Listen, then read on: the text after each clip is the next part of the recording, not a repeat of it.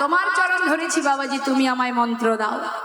বাবাজি বলছে, শোনো লালা, মন্ত্র বললেই তো আর মন্ত্র দেওয়া যাবে না, মন্ত্র দিতে গেলে তার উপযুক্ত সময় দরকার। সব সময় দীক্ষা মন্ত্র দেওয়া যাবে না, তারও একটা সময় সীমা আছে মা। তাই বলছে, শোনো, তুমি এতদিন জমিদার ছিলে, নিজের হাতে কত ধন ঐশ্বর্য, কত বিষয় সম্পদ তুমি হাতে নাড়াচাড়া করেছো, তাই এক্ষুনি তোমার মন্ত্র হবে না। তুমি এতদিন জীবের জন্য করেছো, সংসারের জন্য করেছো, আর এবার তোমার বৃন্দাবনে কর্ম হবে। তুমি যদি কর্ম করো, তুমি যদি কর্ম করতে পারো, তবেই আমি তোমায় মন্ত্র দেব। কর্ম করো, গোবিন্দের সংসারে কর্ম করো, কর্ম না করলে হবে না। কি কর্ম? যা বলবো করবে তো? করব। যা তুমি বলবে, তুমি যে কর্ম দেবে আমি করতে রাজি, শুধুমাত্র আমার গোবিন্দের দর্শন পাওয়ার জন্য। বেশ, তবে শোনো লালা, যেহেতু তুমি জমিদার ছিলে, তুমি অনেক ধন ঐশ্বর্য হাতে নিয়েছো, তাই আজ থেকে তোমার কর্ম কারোর ঘর বাদ দেবে না, সবার ঘরে ভিক্ষা করবে। কেন দিল বাবা এই সিদ্ধান্ত, এই কাজ কেন দিল লালাকে? কারণ হচ্ছে, এতদিন যে ধন ঐশ্বর্য সবাইকে দান করেছে, দান করলে কি হয়? অহংকার জন্মায়। দেখবেন যারা বস্ত্র দান করে, শীতের দিনে কম্বল দান করে, অন্ন দান করে, তাদের ভিতরে একটা অহংকার এসে যায়, আমি এই দিয়েছি, আমি ওই দিয়েছি। কেউ যদি হরিবাসরে টাকা ডোনেশন করে, তার ভিতরে অহংকার জন্মায়, আমি এত টাকা দিয়েছি, আমি গেলে আমাকে বড় চেয়ারটা দেবে, আমার নাম বারবার মাইকে ঘোষণা করবে। এই যে অহংকার, দান ধ্যান করলে কি হয়? অহংকার আসে। তাই তুমি ছিলে জমিদার, কত দান ধ্যান করেছো, তোমার ভিতরে অহংকার থাকতে পারে। তাই অহংকারটা তোমার দূর করতে গেলে তোমাকে দাঁড়ে দাঁড়ে ভিক্ষা করতে হবে। এতদিন সবাইকে দান করেছো, ভিখারিকে দান করেছো, এবার নিজেকে ভিখারি করতে হবে। হরি বল, হরি বল।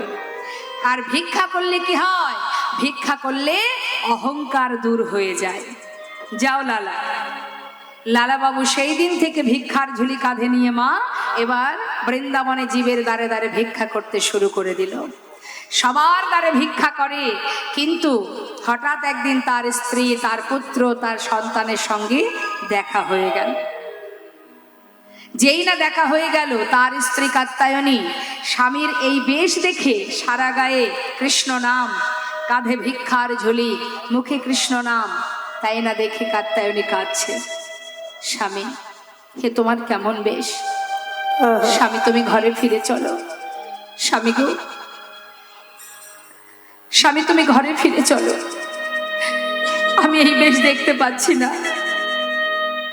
এত সুখ, এত স্বাচ্ছন্দ্য, এত আনন্দ, যার এত সুখের জীবন, সেই মানুষটি আজ এত বড় জমিদার, আজ কিনা এইভাবে দাঁড়ে দাঁড়ে ভিক্ষার ঝুলি কাঁধে নিয়ে ভিক্ষা করবে।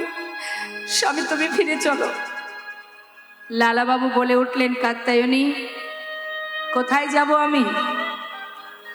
এটা তো আমার ঘর, এটাই তো আমার ঠিকানা, আমি তো আর অন্য কোথাও যাব না। তোমরা যেখান থেকে এসেছো সেখানেই চলে যাও, আমাকে আর বাধা দিও না। আমি আমার ঘরেই চলে এসেছি, আমি আর এখান থেকে যাব না। ছোট্ট ছেলে নারায়ণ বললেন, বাবা,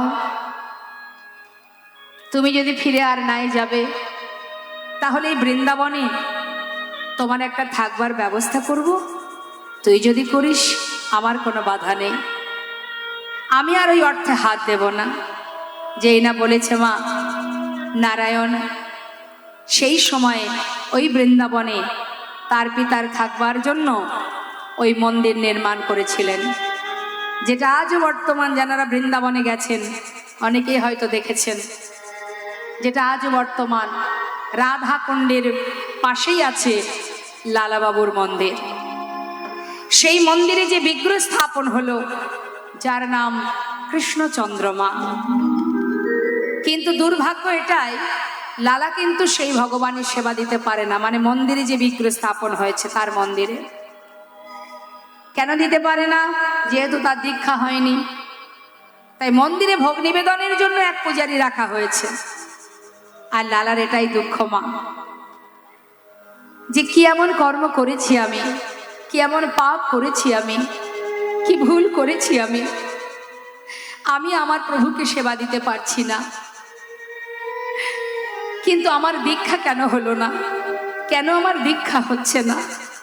প্রতিদিন যখন পূজারী ভগবানের সেবা দেয়, আরতি করে, লালাবাবু ওই দরজার বাইরে বসে বসে ভগবানের সেই বিগ্রহ দর্শন করে আর আরতি দেখে চোখের জলে বুক ভাসিয়ে কাঁদে আর বলে, প্রভু তুমি যদি থেকে থাকো তাহলে কেন তুমি আমায় কৃপা করছো না? কেন তুমি আমার ডাকে সাড়া দিচ্ছ না? একটিবার বলো, তোমাকে কিভাবে ডাকবো? প্রতিদিন কাঁদে, চোখের জলে বুক ভাসিয়ে।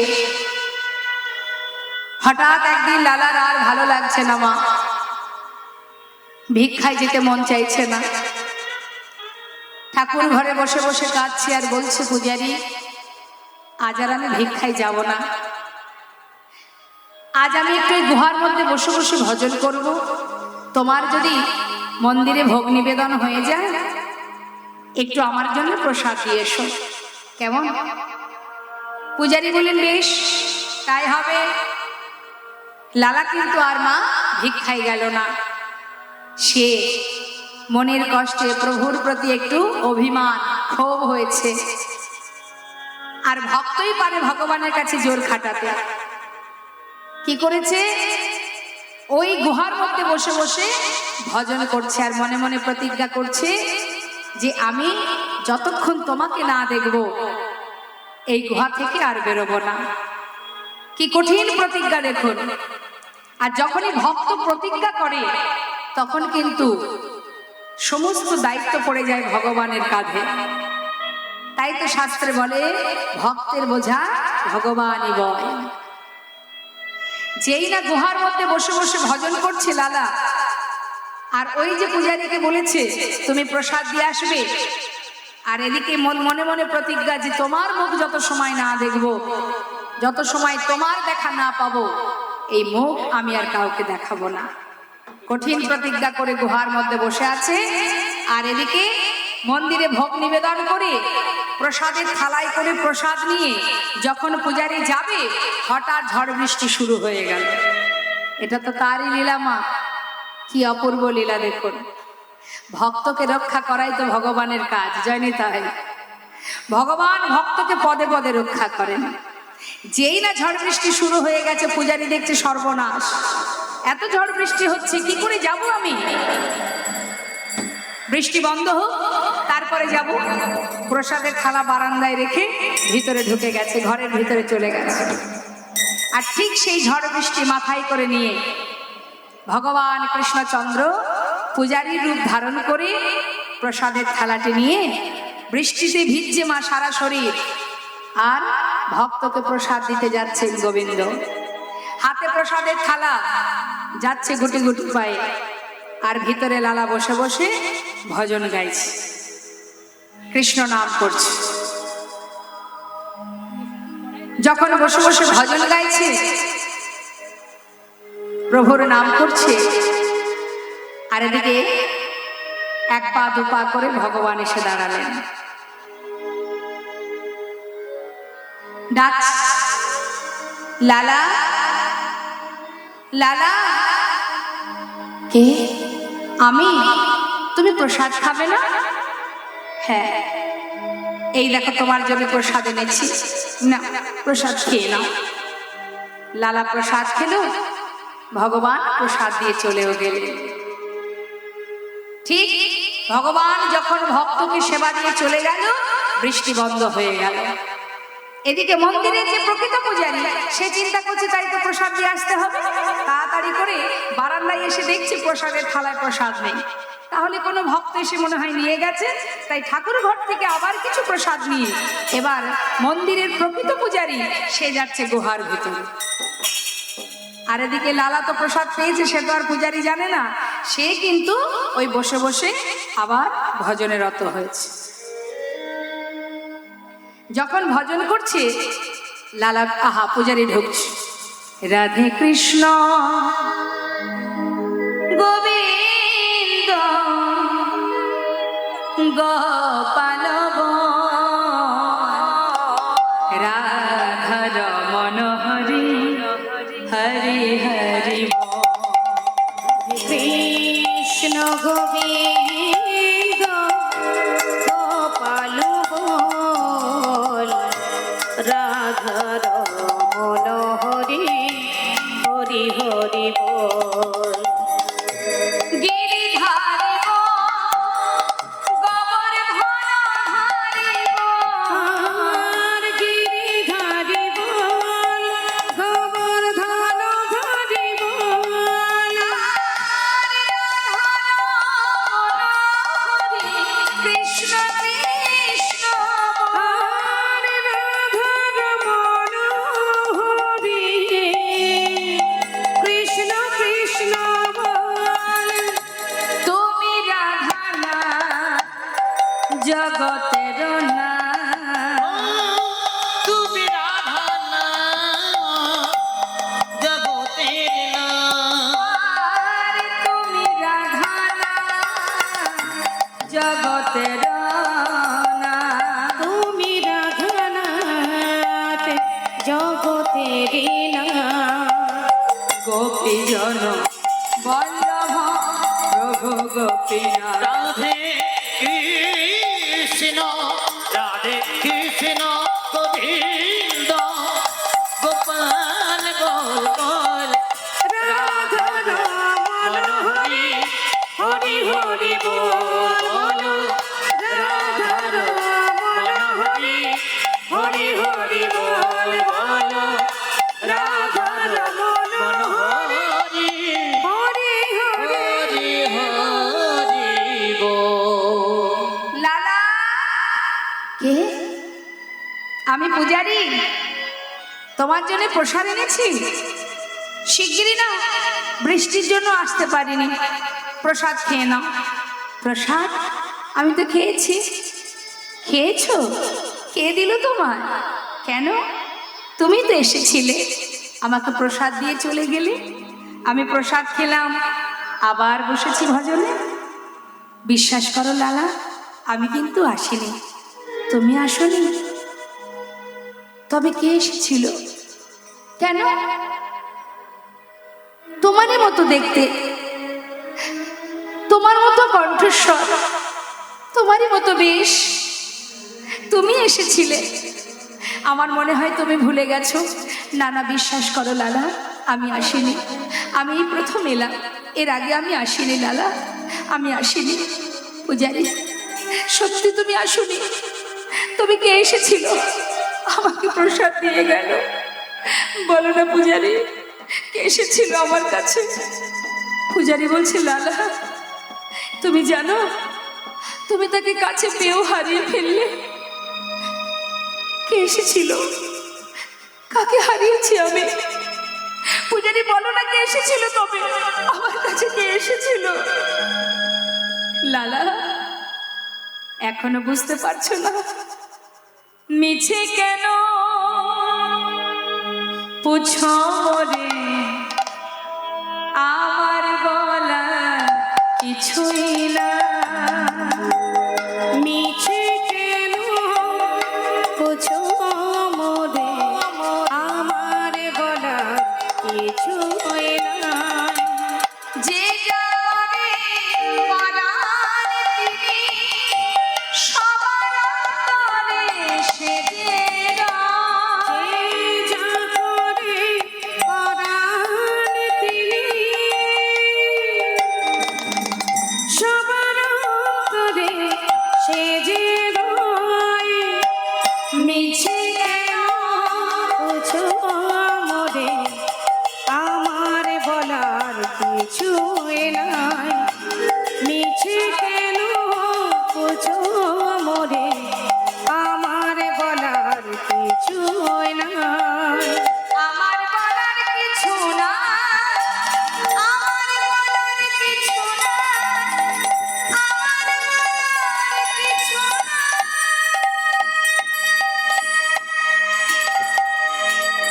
হে কৃষ্ণ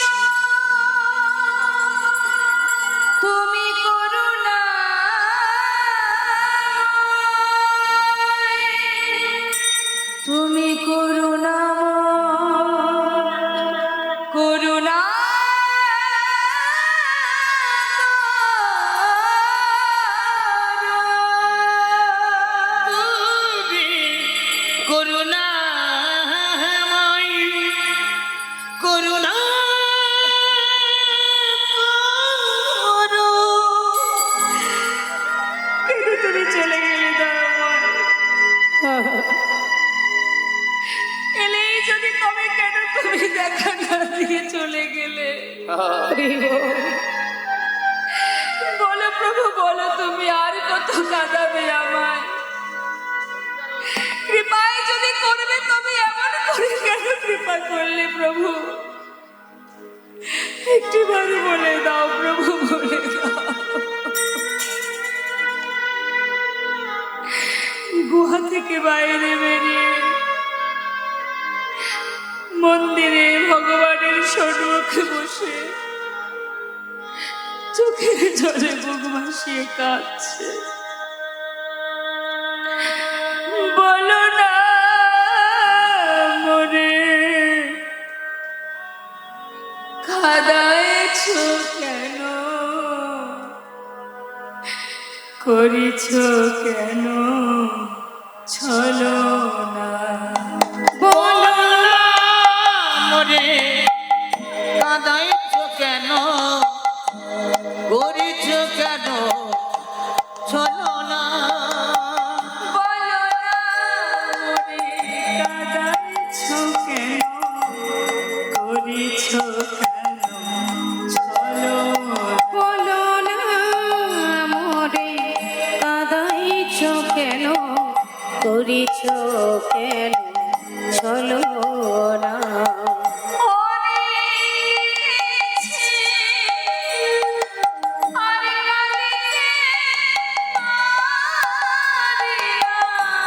অনেক কেঁদেছি আর কাঁদিতে পারি না।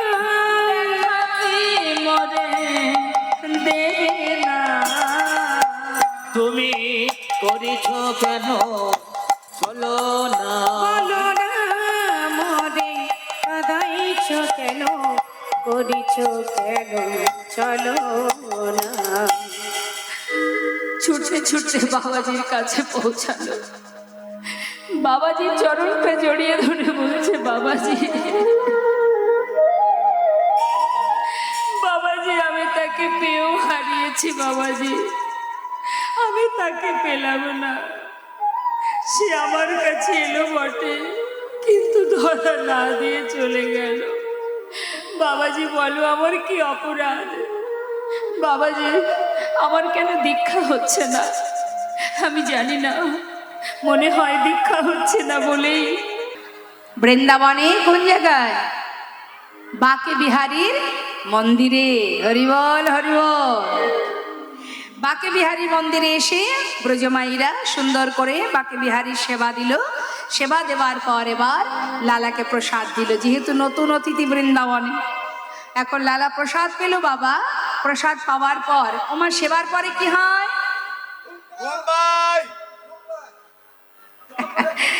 এখন লালা যেহেতু সেবা করেছে, সেবার পর তার একটু অলসতা, একটু নিদ্রা আসছে। তো সে কি করেছে, সেবাটা সুন্দর হয়েছে, তো সেবাটা সুন্দর হয়েছে বলে এবার ধীরে ধীরে গোবিন্দ কুণ্ডের পাড়ে বালু রাশির ওপরে সে একটু বিশ্রামে গেছে। যেই না বাবা বিশ্রাম করছে, কিন্তু ঠিকঠাক ঘুমটা হচ্ছে না। কেননা যেহেতু জমিদার ছিল, তো সমস্ত সুখ শান্তি যেগুলো এতদিন ভোগ করেছে, এখন পুরোপুরি সবটা দেহ থেকে মোছেনি, যায়নি। তা ঘুম হচ্ছে না বলে লালাবাবু একটা সুন্দর করে কিছু বালি এক জায়গায় করে একটা বালিশ তৈরি করেছে, করে সেখানে মাথা রেখে শুয়ে আছে। কোনো রকমে রাতটা পার হয়েছে বাবা। পরের দিন সকালবেলা যেই না বালির বিছানায় চোখ খুলেছে, দেখছে সামনেই এক বাবাজি দাঁড়িয়ে আছে। নিতাই গৌর হরি বল। তাড়াতাড়ি করে বালির বিছানা ছেড়ে লালাবাবু উঠে দাঁড়ালেন। করজোড়ে জিজ্ঞাসা করলেন, বাবাজি কি তোমার পরিচয়? আমার সামনে এসে কৃপা করে আমায় দর্শন দিলে, কি চাই তোমার? আর তুমি কি বৃন্দাবনে থাকো? এক ব্রজবাসী বললেন, ইনি হলেন বৃন্দাবনের বাবাজি, যার নাম কৃষ্ণদাস বাবাজি। বাবাজি তুমি কি বৃন্দাবনেই থাকো? হ্যাঁ। বাবাজি তুমি বলতে পারো এখানে কোথায় আমার গোবিন্দ দর্শন পাওয়া যাবে? আমি তো চিনি না, তুমি যখন বৃন্দাবনেই থাকো, তুমি নিশ্চয় বলতে পারবে কোথায় গেলে তার দেখা পাবো। বাবাজি বলছে, সে না হয় হলো, বালির বিছানা করে শুয়ে আছো, তাই তোমাকে অচেনা বলে মনে হলো আমার, তাই এলাম তোমার সামনে। তা বলি, তোমার পরিচয় কি? আমার পরিচয়, আমার নাম লালা। লালা? কোন লালা? এসেছো কোথা থেকে? ওই বাংলার মুর্শিদাবাদ জেলা। দাঁড়াও দাঁড়াও দাঁড়াও দাঁড়াও, মুর্শিদাবাদে যে মস্ত বড় যে জমিদার ছিল, সেই লালা তুমি? বাবাজি, এক সময় ছিলাম, আজ আর নয়। আজ আমি কৃষ্ণ দাস, এসেছি আমার গোবিন্দ দর্শনের আশায়। আচ্ছা, জীবনের এত সুখ স্বাচ্ছন্দ্য পরিত্যাগ করে এত বড় জমিদার তুমি, তুমি সব ছেড়ে বৃন্দাবনে এসেছো গোবিন্দের দেখা পাওয়ার জন্য? বাবা বাবা, খুব ভালো কথা। কিন্তু লালা, তোমার কি দীক্ষা হয়ে গেছে? না, দীক্ষা হয়নি। দেখো, দীক্ষা না পেলে তো আর গোবিন্দের দর্শন পাবে না। গোবিন্দ দর্শন পেতে গেলে তোমাকে মন্ত্র নিতে হবে, গুরু কৃপা পেতে হবে। গুরু কৃপা? ছুটে গিয়ে সঙ্গে সঙ্গে মা ওই বাবাজির চরণটা জড়িয়ে ধরেছেন লালা বাবু। দেখুন, ইচ্ছা থাকলে উপায় হয়। দেখছে যে দীক্ষা ছাড়া যদি গোবিন্দ দর্শন নাই বা পাবো, তাহলে বাবাজি যখন সামনেই আছে, এই বাবাজির চরণই আমি আশ্রয় নেব। ছুটে গিয়ে চরণ ধরেছে, সাধুর চরণ ধরি কয় লালা কৃপা করি। সাধুর চরণ ধরি কয় লালা কৃপা করি। সাধুর চরণ ধরি কয় লালা কৃপা করি। অধমেরে কর এই ভিক্ষা, অধমেরে কর এই ভিক্ষা।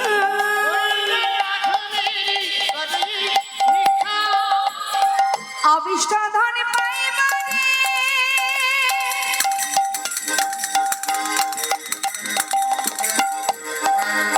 আমি ঘর ছেড়ে এসেছি ঘরে।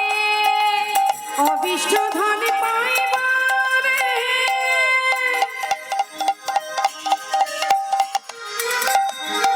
আমি ঘর ছেড়ে এসেছি ঘরে। ফিরিব না, কৃপা করে দাও মরে দীক্ষা।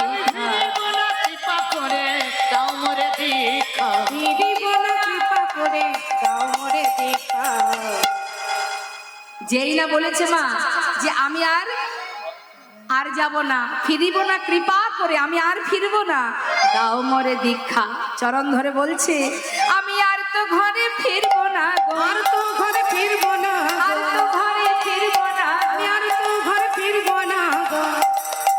এই অবিষ্ট ধন পাইবারে আর তো ঘরে ফিরব না। এই অবিষ্ট ধন পাইবারে আর তো ঘরে ফিরব না। আমি ফিরিব না, কৃপা করে দাও মোরে দীক্ষা। ফিরিব না, কৃপা করে দাও মোরে দীক্ষা। আর আমি যাব না। ধরো ধরো লালা ভিক্ষার ঝুলি কাঁধে, ধরো ধরো লালা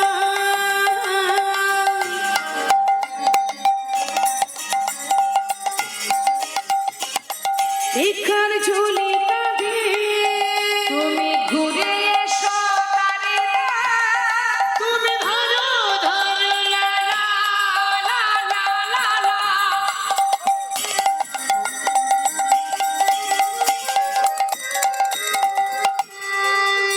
ওই ভিখারি ঝুলির কাছে তুমি ঘুরে সুদারে মুখে রাধা গুণ ভিক্ষা মেটিল, কৃষ্ণ পদ করো মুখে রাধা গুণ গাও, আর ভিক্ষা মেটিল কৃষ্ণ পদ করো সায়। দারে দারে ভিক্ষা মেটিয়া তুমি বারে বারে ভিক্ষা মেঘে আনো। ভক্তি জীবের দারে গিয়ে দারে দারে ভিক্ষা মেটিয়া। দিবি তারে দিয়ে তারে তারে ভিক্ষা মেদি। মুখে রাধা গুণ গাও, ভিক্ষা মেঘে নাও কৃষ্ণ পদ করো সায়। রাধা গুণ গাও ভিক্ষা মেগে নাও কৃষ্ণ কৃষ্ণ পদ করো আমি কেমন করে ডাকব প্রভু বলে দাও আমায়, বলে দাও আমায়। আমি কেমন করে ডাকবো প্রভু বলে দাও আমায়, তুমি বলে দাও আমায়। আমি কেমন করে ডাকব প্রভু বলে দাও আমায়, বলে দাও আমায়। আমি কেমন করে ডাকিব প্রভু বলে দাও আমায়, বলো তো তুমি নাকি দয়াল হরি, তুমি সবার দয়া করো, আমি অধম রইলাম পড়ে, বল বিচার কেমন তর।